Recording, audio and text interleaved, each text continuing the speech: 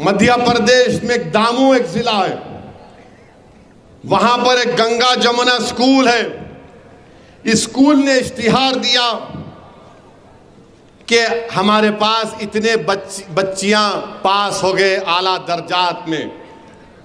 एक बच्ची की फोटो थी दुपट्टा डाले हुए, तो मध्य प्रदेश के चीफ मिनिस्टर का बयान आ गया, मैं अपनी भतीजियों और भांजियों पर जबरदस्ती हिजाब डालने की मुखालिफत करता हूं।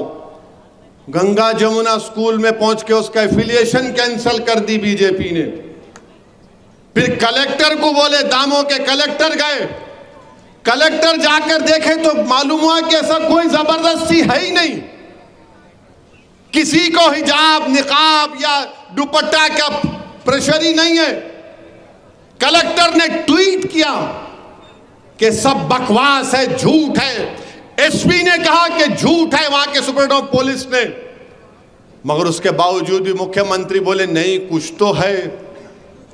उसके बाद क्या हुआ कि वहां पर उस जिले के बीजेपी के सदर ने डिस्ट्रिक्ट एजुकेशन ऑफिसर जब अपने ऑफिस को जा रहा था तो उसके मुंह पर काली इंक फेंक दी कि तूने सही रिपोर्ट नहीं दी, वहां पर बच्चियों को, हिंदू बच्चियों को हिजाब पहनाया जा रहा है।